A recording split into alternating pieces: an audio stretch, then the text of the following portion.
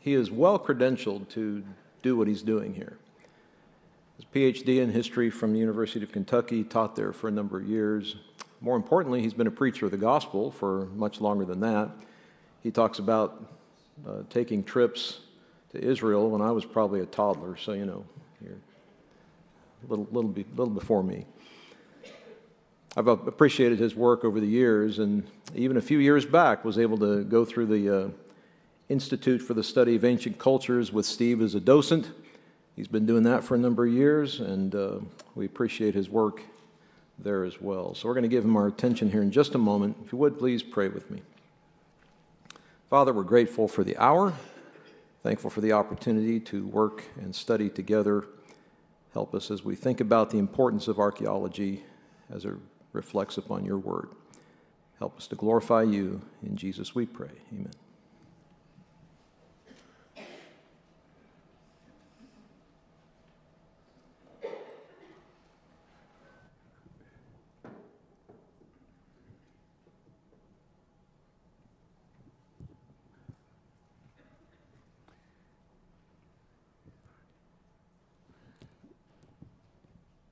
Thank you, Doy, and welcome to everyone this morning. I appreciate the interest and the opportunity to be with you.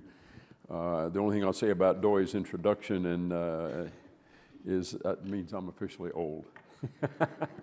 That's all I can say about it. And so I don't walk too well anymore, but I can still speak, I think. So we're going to talk this morning. If you have the flyer, we advertised archaeology in the Old Testament, which we will do, and then the question of where do all these artifacts come from? What's the story behind it? And I've kind of combined the two of them. I'm going to reverse the order a little bit. As I got to thinking about this, I think it might be better if we just talk about where did they come from and as a process. So we're going to be talking about what is at the Institute for the Study of Ancient Cultures, what used to be called the Oriental Institute at the University of Chicago. And so let's just start there because I want to talk about the biblical artifacts that are there. Last night we talked in general terms about what archaeology means. I'll say a little bit more about that. The name has changed to the Institute for the Study of Ancient Cultures. I see what I'm doing. Wrong button. I can't walk and I can't use the button either. So here we go. I actually did this a few years ago, something like this. This is a revision of something I did down at Florida College, but at that time it was still known as the Institute, the Oriental Institute. The word Oriental has, in academic terms anyway, fallen into disfavor. Even when I started more than a half century ago, you could use the term acceptably in some quarters to talk about artifacts, things from the East, which is all the word means after all. Particularly if we're talking about the Far East or South Asia, India, for example, but the ancient Near East as the Romans knew it, and then the British, what we would call these biblical areas in Iran or ancient Persia, Iraq, Mesopotamia, and so forth, Anatolia, and modern-day Turkey, and so forth. And so they've changed it to the Institute for the Study of Ancient Cultures. I have a lot of friends who are of Asian origin, and some of them say, we don't care. But academics are pretty persnickety about terms sometimes, and so in the general culture too. So what is this Oriental Institute, or ISAC? Well, it's founded, and I want to talk about how this came to be briefly, because it's an interesting story, and it answers the questions of where do all these things come from. But I want to touch base again with why we're doing this and what can we learn. First of all, there are some direct references to Old Testament events, places, characters, and so forth. In fact, there are probably 20 or 25 big museum quality pieces in the Institute, all of which talk about major characters and events and places and so forth. I've got an off-print that I put together that explains some of that. I think we'll do that at halftime. I told Nikki we'd do it at the end, but if we can have them available at the intermission, that will be good because I'll talk about it more in the second half. But the other thing is that it helps us understand ancient customs referenced in the Bible. And this is really, even if you're not a Bible believer, this is what makes something like the Institute interesting, because it tells tells us how did ancient peoples live? What did they eat? What did they wear? How did they conduct their affairs? How did they go to war? When they died, how were they buried? All kinds of lifestyle questions that help us understand sometimes obscure references in the Bible, things the Bible mentions, and we don't particularly necessarily know what that is. Well, so it sheds light on some obscure biblical references, and we'll talk more about that tomorrow when we get into this period between the Testaments, because you get into the New Testament, even if you read all the way through the Old Testament multiple times, you start seeing references to things that, what in the world are these? So I'm not going to re-preach that lesson this morning, but we'll talk more about that tomorrow. So lots of reasons to study this particular thing. So I want to start with the founding of this, all the way back to May 31st, 1878, in a little one-room schoolhouse in Downers Grove, Illinois, which is a suburb of Chicago, 21 miles from the Loop. At that time, just a small village. Of course, today, Chicago has grown out and swallowed all of these villages and suburbs, and you can't tell when you move from one to the other unless they put up a marker. James Henry Breasted, a young man growing up, actually, there's a street near the church building in Downers Grove where I preach that's named for Breasted. He's taking the monthly examination in geography and arithmetic for the 3rd grade. So this is a 3rd grade exam. This is a quiz, by the way. I'm going to ask you a question. Here's the question that was on his 3rd grade exam. Name the bodies of water you would sail on going from Cairo, Illinois, to Cairo, Egypt. They pronounce it differently in southern Illinois. That's down where the Mississippi and the Ohio come together. So anybody want to answer this question? This is a 3rd grade question. We have any 3rd graders here? All right. Would you like to make a try at it? I don't want to put anybody on the spot. Maybe ask, I ask college students this sometimes when they're in state. They don't want to try it, but would you like to try, sir? It's okay. Don't worry about it. Anybody else want to try? Name the bodies of water that you would traverse if going from Cairo, Illinois to Cairo, Egypt. Well, here's Breasted's answer, 3rd grade, and he nails it. Well, come on now. All right. You go down the Mississippi River, into the Gulf of Mexico, through the Florida Strait, so down to the finest detail, the Atlantic Ocean, the Strait of Gibraltar, the Mediterranean, and finally the Nile. 3rd grade exam. Now, that says a lot, I think, about the quality of our education systems today. I don't think many 3rd graders, although at this time he was about 12 years old, so their grading system was a little bit different perhaps. I was talking at supper last night. My grandchildren have been through homeschooling and the classical conversations curriculum, some of you may know, and they're able to, at an early age, hand draw a map of the world with all of the countries and the capitals and the rivers. My youngest granddaughter, when she was about 3, maybe 4, could recite the 2nd law of thermodynamics. Now, she didn't understand what it meant, of course, but the idea is you fill their head with all of this data, when I took them through the Institute when they were kids, and they've been through several times, they knew already all the Assyrian kings, all the Babylonian kings, the things, the Bible references with regard to these people. And the idea is if you fill your head with that kind of data, then as your brain develops and you get to abstract thinking, then you can start to connect the dots. But that's the kind of information that Breasted knew when he was a young man. And so he also had this interesting question: tell something about the Bedouin, this tribal collection of people. He says, the Bedouin are inhabitants of the deserts of Arabia who look with contempt on the inhabitants of the towns.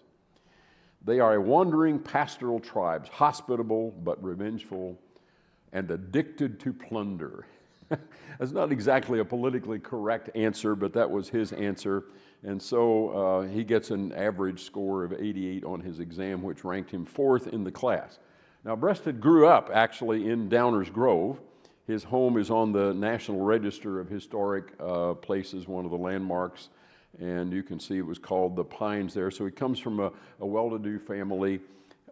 He comes to Chicago, grows up in Downers Grove, and then graduated from North Central College, studies at Chicago Seminary, and then goes to Yale as a student under William Rainey Harper, who becomes the first president of the University of Chicago when John D. Rockefeller puts up all this money to build it. And Harper says, if you will go to Europe and get your PhD, which he does at the University of Berlin, because at that time you probably could not get a PhD maybe at Johns Hopkins or Michigan, but not many American universities offered a PhD at that time. So he goes and gets his PhD in Egyptology, meets a young piano student, an American piano student.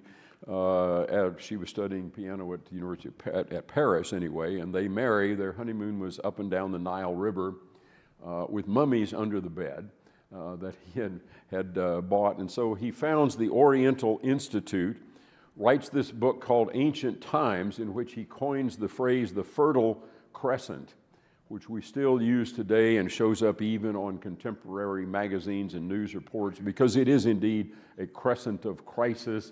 It's where many civilizations, ancient and modern, have come together, and you can read about it. The Dictionary of Literary Biography says of him, if one were asked to name a scholar who, above all others, stimulated the development of ancient historical studies in the United States during the early part of the 20th century, that honor would have to fall to the colossal figure of James Henry Breasted. He actually winds up on the cover of Time magazine. There are at least two biographies of him, one of more or less an autobiography finished by his son, a more recent one that's a more critical biography. And you can look at, if you go, you can actually buy a book that talks about this, but secret, you can go on the website at ISAC and it downloads for free. I hope they don't hear me say that, but anyway, you don't have to shell out for that. I also brought with us, I'll put this out when we get to intermission, a book that details a lot of the artifacts that we'll be talking about it, and again, you can avail yourself. So when you come to the, what was at then, that time was still OI, and in fact, some of our placarding still has Oriental Institute on it. I haven't got around to changing all of it. I got interested in this when I came in 1968 on a chorus trip with the Florida College Chorus. I had been to Israel the summer before, my first trip with Melvin Curry and some other people, and so I was taking an archaeology course under James Hodges. Some of you might have known Brother Hodges, who had just was finishing his PhD at the University of Chicago in archaeological or ancient studies. And so on the chorus trip, I expressed a desire to go to OI, as was then known, and Bob Owen, who was vice president of the college, always went with us on chorus trips. He said, I'd like to go too. So when we let most of the chorus off at Marshall Field, the big downtown department store, Brother Owen commanded the Trailways bus driver to take the three of us down to the campus, rather inefficient means of transportation. But anyway, we went through the Oriental Institute. It was an early date with a woman I would marry the next year. Some of you know Betty, and she'll be with us, I think, tomorrow. She's had back surgery, by way of explanation, a couple of them, and a lot of pain management treatments over the last year. Doing better, but needs to rest a lot. Then when I was in seminary, Joseph Calloway, who was at Southern Baptist Theological Seminary in Louisville, which has its own little museum, by the way. If you're ever in Louisville and you want to go by, it's in the library, I think still on the third floor. But Calloway spent 10 years excavating at AI, or what he thinks was I, and most people do, but you know, you don't dig down 15 meters and come to a sign that says, welcome to I, population 18,000 or something like that. So there is a question as to whether, this goes back to our question last night about the fragmentary nature of things. I is usually identified because of the biblical reference, east of Bethel is how it's described biblically. And so there's a huge discussion of whether the current mound that the archaeologists think is Bethel actually is Bethel. Well, if Byton is not Bethel, then Etel is not I. So I used to ask Dr. Calloway sometimes, you only do this once or twice when you're a student, but he would say, well, we didn't find many biblically related artifacts there. And I would ask him, well, Dr. Calloway, are you sure this is, well, no, we're not completely sure, but he would say, yes. How much of this mound, how big is this mound? 27.5 acres, son. And how many acres did you excavate? About 1.5 acres. So there's this huge tell or mound, ruin, literally is what the word means, and probably it's but we don't always know that. But anyway, Dr. Calloway would take us up. He knew all the archaeologists at OI at that time, and he would walk us through, including down in the basement, which is where a lot of the stuff is still crated. They're only about 3%. Those of you who've been through the Institute, you're looking at about 3% of the holdings of the Institute, and they change out things occasionally.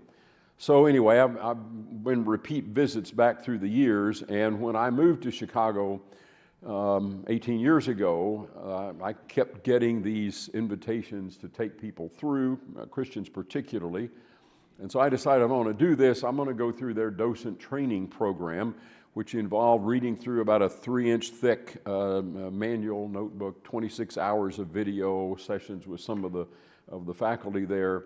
Kind of an introductory program. This also, by the way, gives me access to the archives and library, which is a fantastic collection of all sorts of reference materials.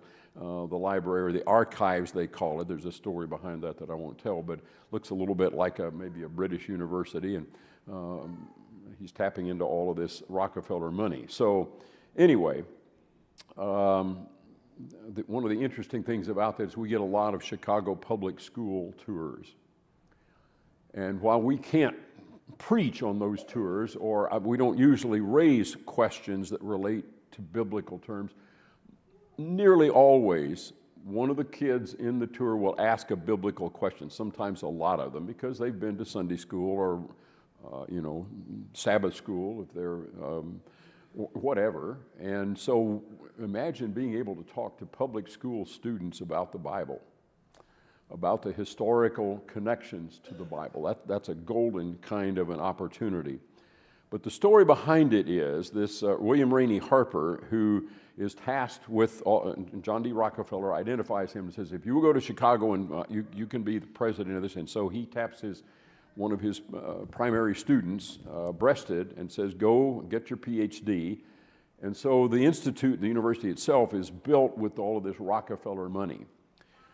Now, John D. Rockefeller was probably the richest man in history ever, period, full stop. Now, qualification for that, we don't know the value of a lot of ancient kings. I mean, how rich was Solomon? I don't know.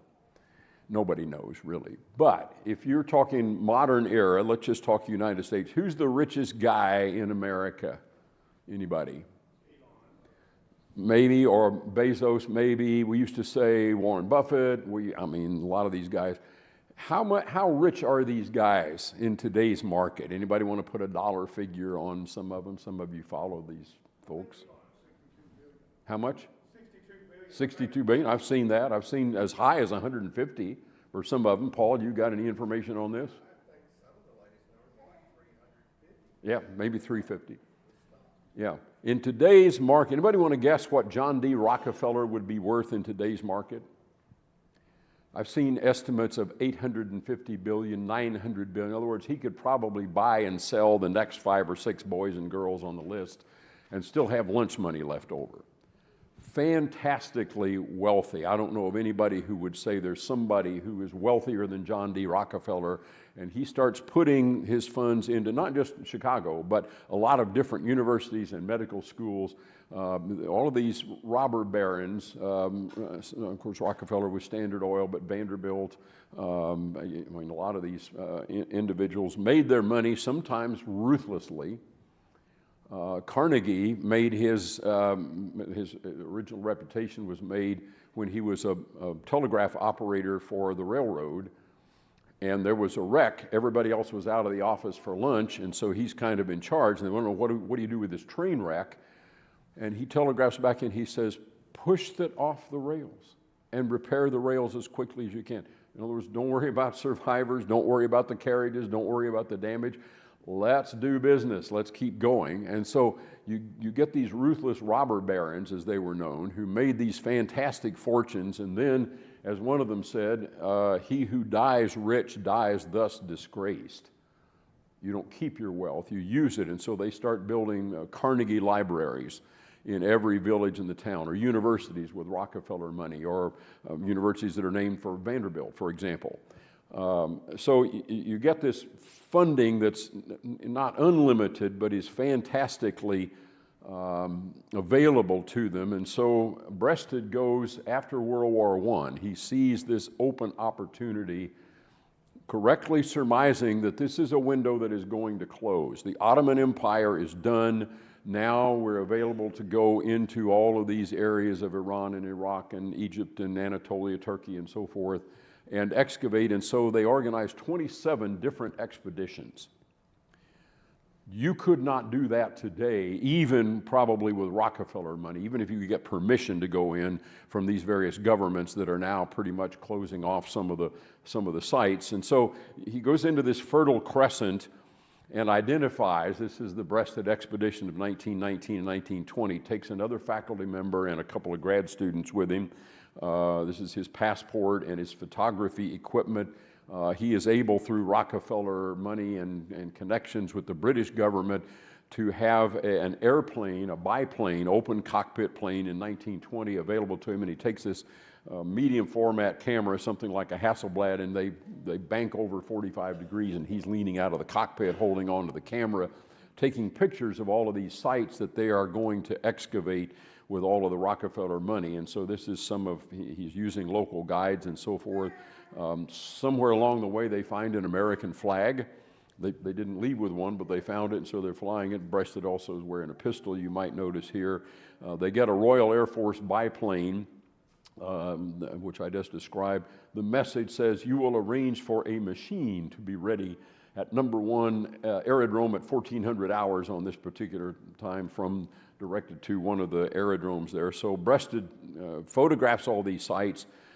He's got all of these British Rolls-Royce armored cars left over from the war, and they're all over the place, including near Fallujah, which you've probably read about in the news today.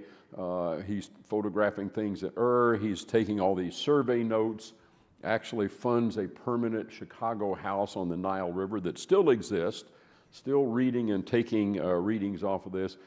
So this is one of the bills of sale for some of the artifacts that he's able to buy. He comes back to Chicago, builds this house that's like an Italian villa, and then builds the building that opens in 1931 that houses ISAC, or the Oriental Institute, and they bring this huge lamassu in through the wall. They left an opening in the wall and bring this thing in. It's mounted on girders that go down through the basement to bedrock. In other words, it's never coming out of there unless somebody else comes over and plunders our stuff later this century. It might wind up in who knows where, Beijing or Buenos Aires or something. These empires come to an end is partly what we'll talk about tomorrow, including the American Empire eventually. I mentioned Chicago House, which is a permanent facility on the Nile River. But behind all of the fantastic artifacts, the real heavy lifting at ISAC, is, for example, the Chicago Assyrian Dictionary, which was finished. We had a big ceremony in 2011 after 90 years of compilation through multiple editors, starting with Breasted and Kiera and some of these other people. Started on index cards and then went to TypeScript as typewriters became more standardized, and then ultimately went to CD-ROM and so forth, and then went out on the web. It is available in print. It's like 25 volumes of everything you would ever want to know about any Assyrian, any cuneiform word which is used to express the Assyrian language. But there's also the Chicago Demotic Dictionary. We talked last night about the Rosetta Stone Demotic, demos, the word for people, population. It's the common script. Hieroglyphs are used by priests and royalty, but ordinary people use the Demotic script, and then the bottom part of that, of course, is Greek. If you know Greek, which they did, then you can get the Demotic, and then you can unlock the keys to the hieroglyphs. So Breasted sends all of these teams out to excavate Megiddo, where they find the Baal statues, the Megiddo ivories. They excavate at Khorsabad, the home of Sennacherib and later Sargon. And then Sennacherib, after his father is killed in battle in 705, that's not a good omen. They're not even able to find his body. He's either buried on foreign soil or maybe not buried at all. And so his son comes back and moves Khorsabad, moves the capital at Dar Sarukan over to Nineveh as we know it. And so you get all of these artifacts that we're going to talk about for the rest of the hour today. And we're talking about this ancient Near Eastern culture spread all across this Fertile Crescent, which give us these biblical related artifacts that I want us to specifically talk about. Let's look at Megiddo, for example, which is this large tell or mound kind of right in the middle of Israel at a crossroads. It is a place where armies would meet when they invaded the land.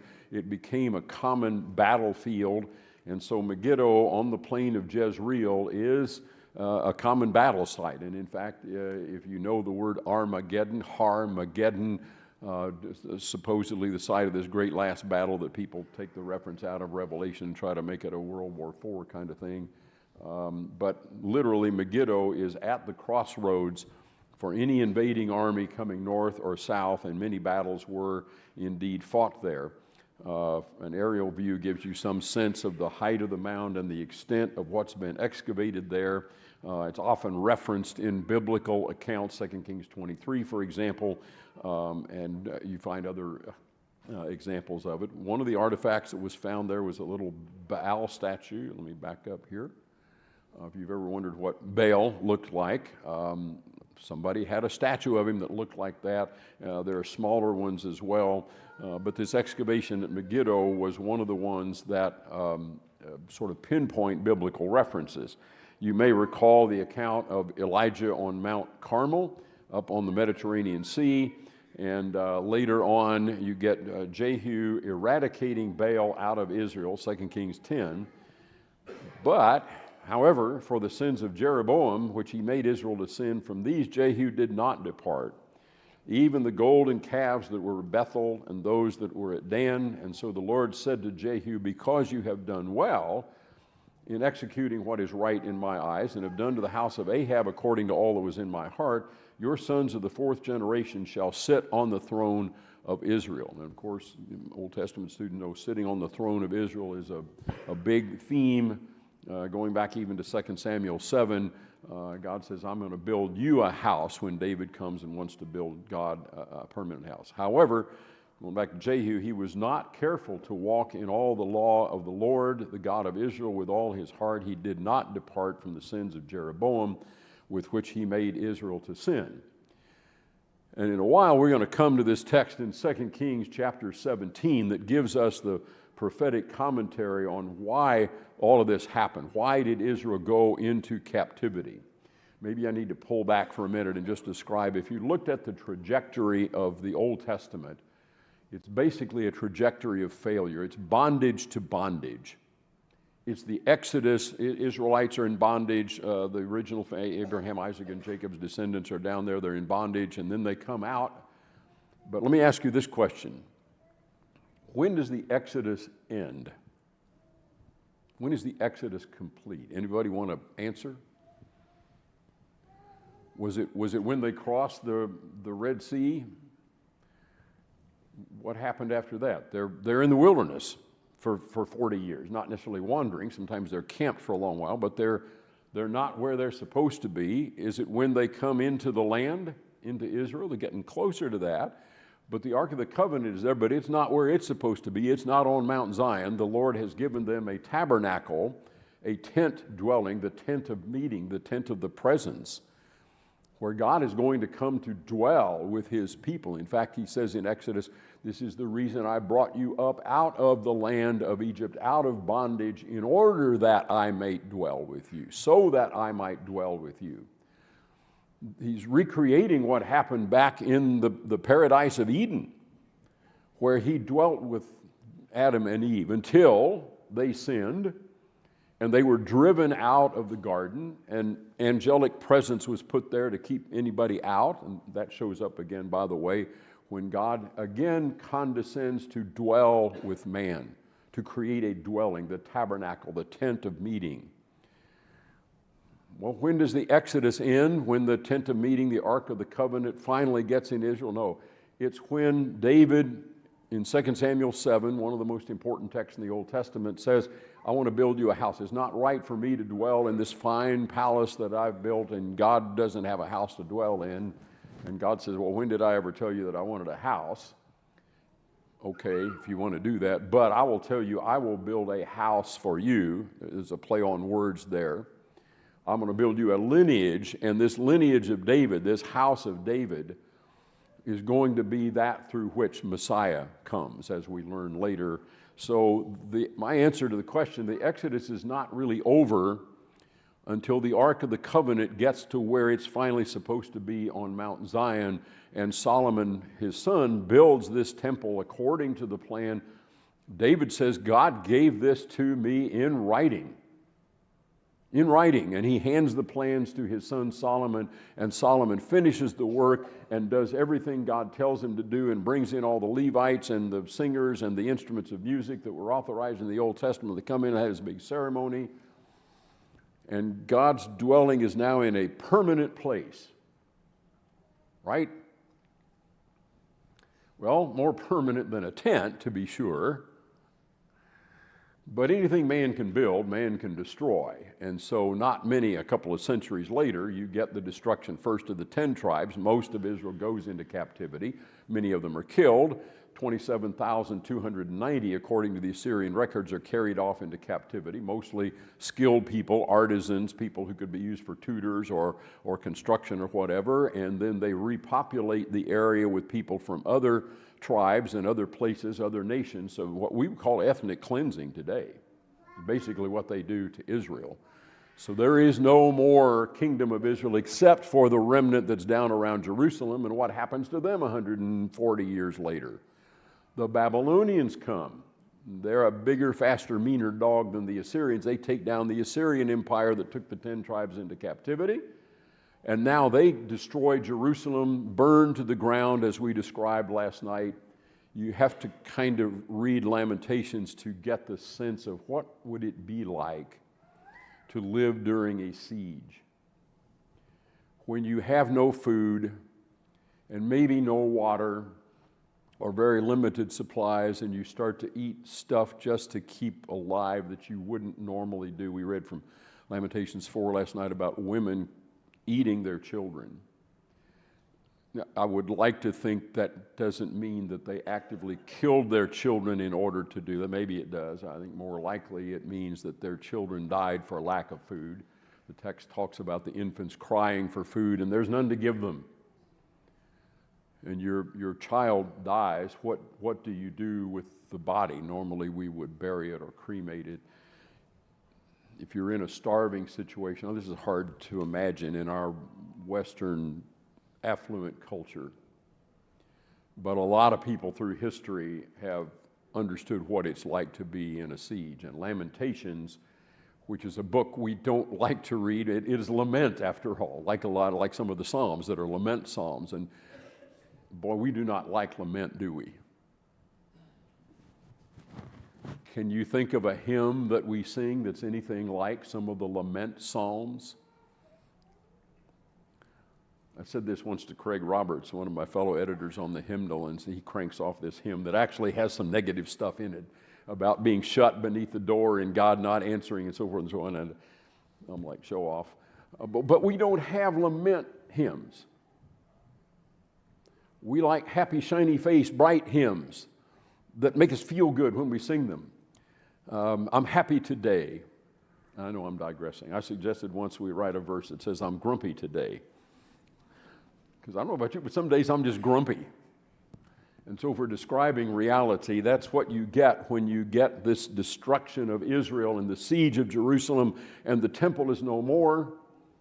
Can you imagine the trauma? If you can remember what it felt like on 9/11, to have your country maybe invaded just a little bit and symbolic buildings destroyed, buildings that symbolize wealth and power, the World Trade Center, the Pentagon, ultimate symbols of our military might and our wealth, gone, or at least attacked, in the case of the Pentagon. Imagine how that would feel if your whole civilization is now destroyed and anybody that's left alive is taken into captivity. and the temple system, the priestly system is destroyed. The tribal system is destroyed. But I mean, imagine a child maybe who survived and they're being just swept up and taken by a family who doesn't know who they are. They don't know what their tribe is, so that there's no Jew alive today who could tell you what tribe they're from, at least documentary. There are some oral traditions. So anyway, you get this explanation of how the history of Israel is really a history of failure, from bondage to bondage. They come out of bondage, and yes, the kingdom is great for a while, and Solomon controls all this territory, and the magnificent temple is built, and people, including the Queen of the South, come to visit it and marvel at how great it is, but ultimately, within a couple of centuries, gone. Flattened, burned to the ground. The city is destroyed, Ezekiel chapter 33 tells us. So, you get the excavation of Megiddo, which is also destroyed, as a matter of fact. You get these Hittite ivories. I mean, look at the detail on this. Now, some of it does not survive, but this is a piece of ivory that also some other pieces of things. But if you think of Amos chapter 6, Israel is described as being at ease, being more interested in relying or lying on beds of ivory. Ivory was a prominent, expensive sort of thing. And Amos says, woe to those who are at ease in Zion and trust in the mountain of Samaria, named of the chief of the nations, to whom the house of Israel came, and chant to the sound of the viol and invent to them instruments of music. Like, you know the text. It's not talking about instrumental music so much as it's talking about don't come to worship God with unclean hands and impure hearts, is what he's saying. So Megiddo is an important site. Breasted goes there to excavate, brings all sorts of modern equipment with him, including a balloon for aerial photography. John D. Rockefeller himself with his wife and the young boy who is in knickers over to the left of the photo. That's Nelson Rockefeller. Some of you might remember was governor of New York and a vice presidential candidate. So they excavate Megiddo. This gives us a sense of the stratigraphy of it. As they dig down through these various layers, they find, in the case of Megiddo, over about 3,100 years, something like 21 different strata. And as they go down, they find different bits of pottery and bone and weaponry and other kinds of artifacts and so forth, including tools and weapons and a lot of other things. And you can start to kind of fill in the gap from what survives from the uppermost strata that might relate to Persian or Greco-Roman, and then down to Iron Age and Bronze Age that get us back to these earlier biblical periods. So you're invited to come inside to the Institute where you encounter this Lamassu that we talked about last night from Ezekiel and Revelation chapter 4, where John invites us to look into the door of heaven. And then you get something like the Hammurabi Code. Paul, after I emailed him and said, we need a photograph. Nikki wanted a photograph to put on the flyer. And so I said, well, Paul's got a pretty good one. And I was digging around in my files. I found an earlier one that I took in 2019 that kind of the same, a little bit different perspective. I talked about this Lamassu last night. This is Edward Kiera at the site. Yeah, Paul?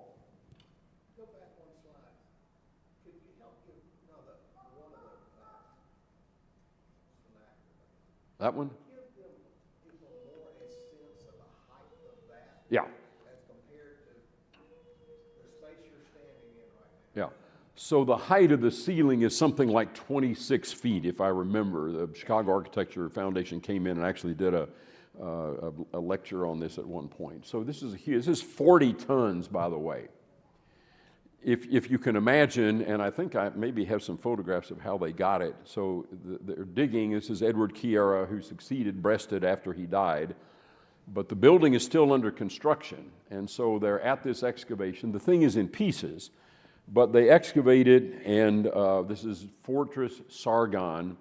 And they're digging it out. They crate all the stuff up, put it on a truck, which breaks down. But they finally get it to the Gulf, and it's loaded in crates and brought across the Atlantic Ocean and the Great Lakes and down Lake Michigan to the University of Chicago and brought in and put at the old Stagg Field in the 1930s, where just a few years later they will do some of the first experiments with nuclear chain reaction that led to the Manhattan Project.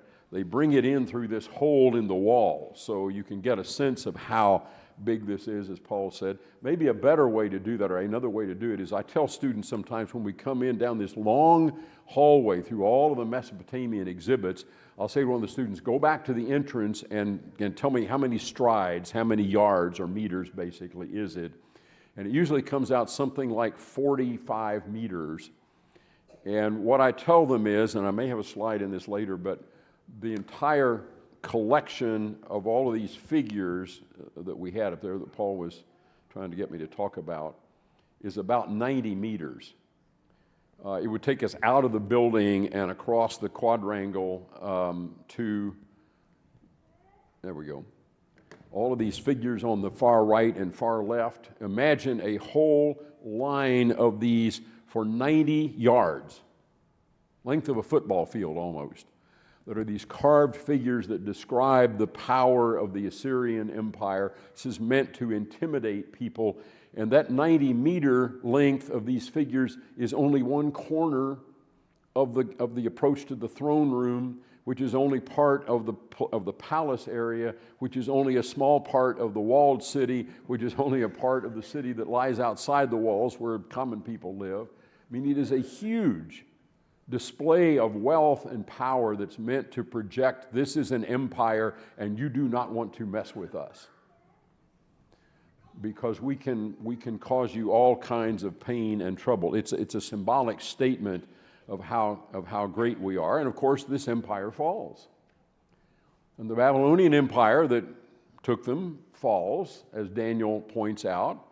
And the Babylonians are replaced by the Medes and the Persians and then the Greeks and the Romans. Talk more about that tomorrow in this period between the Testaments. And ultimately, in the days of those kings, the God of heaven will establish a kingdom that will never be destroyed, but will break in pieces. It's not going to be a world empire, but it's going to break in pieces and consume all of these other things. And so when we're looking at these artifacts, as impressive as it is to move them halfway across the world and put them in a building where people can come and look at them, it is very impressive. But do you want to say anything else about just the size and the grandeur of this? I mean, it is kind of overwhelming when you see it for the first time. You can get, I like your question, because you can get kind of used to it. If you're in there several times a month regularly, you say, it's a Lamassu, big deal. Well, it is a big deal. I mean, literally a big deal. And then you get all kinds of inscriptions about Sargon. I mentioned last night he's only mentioned in Isaiah chapter 20, and so some people had thought in the past that he's a fictitious character maybe. I mean, after all, nobody outside the Bible knows who he is. So do we want to believe the Bible when it says something about this character, but nobody else knows about it? And why are there not any records of him? And why don't we know about him from history? And we didn't until the 19th century when they went out and dug up Fortress Sargon. Dar Sharrukin, Khorsabad is the modern name of it. This shows you a little bit, if I can get to the slide here. Well, let me back up. Yeah.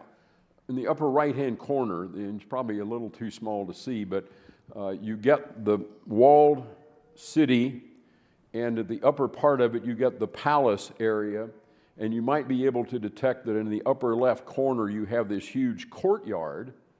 Imagine a courtyard that's 90 meters on all four sides, a football field long, and then you get into the throne room if you get past the Lamassu and all of the Marine guards or the Persian guards that were there. So Sargon II, Sargon the Great, Assyrian records disclose that in the reign of Hosea, king of Israel, and Shalmaneser, the ruler of Assyria, they assaulted Samaria. I'll make this point. You get a double reference here. You get in the Old Testament the names of all of these Assyrian kings, and as many people have observed, they get them in exactly the right order.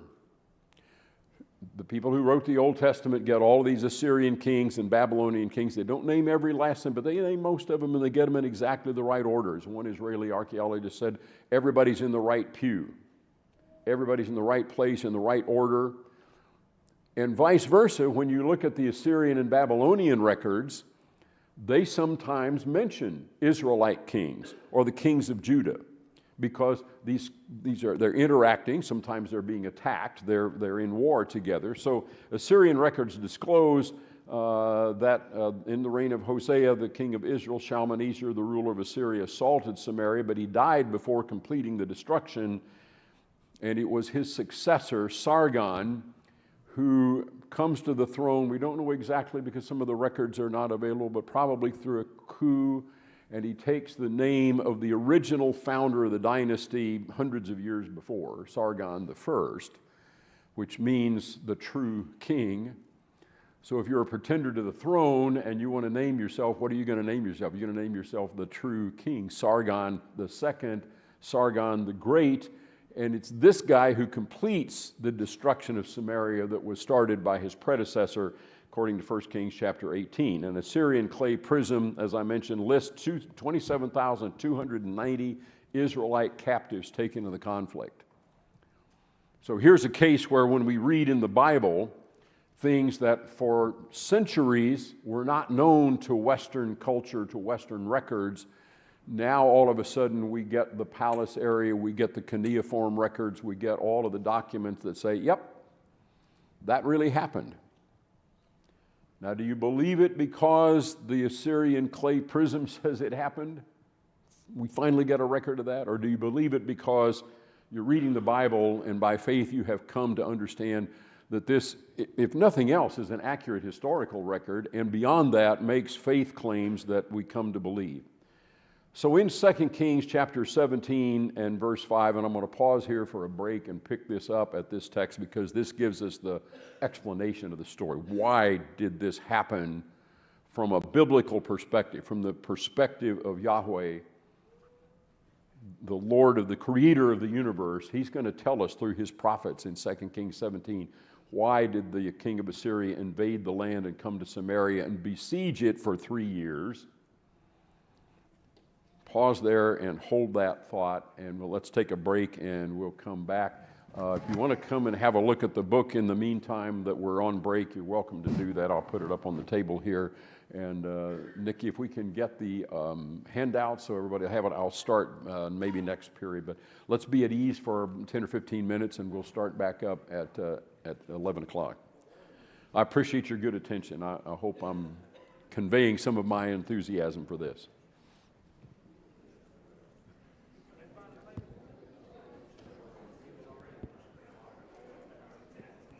Good morning, sir. Dare I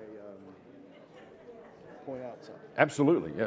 2 Kings is there. If you back up a couple of your slides earlier. Yeah. What have I got it wrong? 1 Kings. Yeah, yep. You're right. Yeah, yeah. Thank you. Appreciate that. I know you've been on that. I'm always... Not picking on you. No, I'm always on the lookout. I have a guy at Downers Grove that has an eagle eye.